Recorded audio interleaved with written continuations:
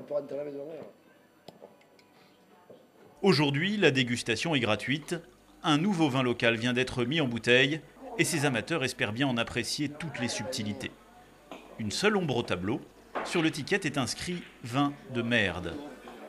Une manière peu courante de promouvoir son vin, mais les clients ne semblent pas s'en soucier. Bon, moi je trouve qu'il est excellent, hein. No problème, moi. Il est bien fruitier. Ben ça va, il est bon, hein. C'est pas de la merde comme certains disent, mais bon, ça reste du vin quand même, du rosé. En fait, le vin de merde n'a rien à voir avec sa dénomination.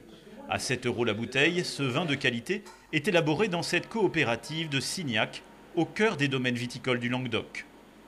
Durant des décennies, le vin de cette région souffrait d'une très mauvaise réputation comparé au vin de Bordeaux ou de la vallée du Rhône.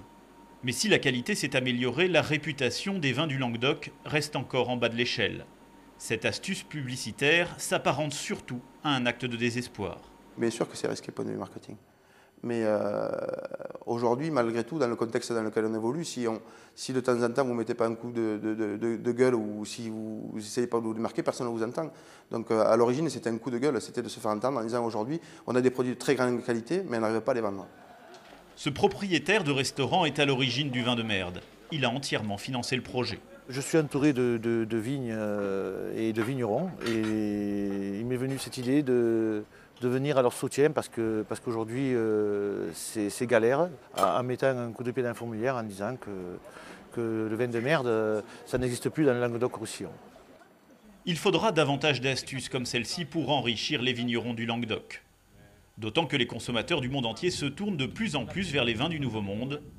Nombreux sont ceux ici qui abandonnent la viticulture pour toucher la prime à l'arrachage offerte par Bruxelles. Cet agriculteur a vu son chiffre d'affaires passer de 200 000 € par an à 75 000 en 8 ans. On ne voit pas d'avenir. C'est toujours aussi difficile de vendre notre vin. C'est toujours aussi difficile d'obtenir un prix correct, parce que le problème, il est là aussi. Aller travailler sans avoir un salaire correct, c'est très difficile de vivre. Ironie du sort, les 5000 premières bouteilles du vin de merde ont toutes été vendues en quelques jours. Plus de 7500 bouteilles viennent d'être mises sur le marché pour répondre à la nouvelle demande. Allez,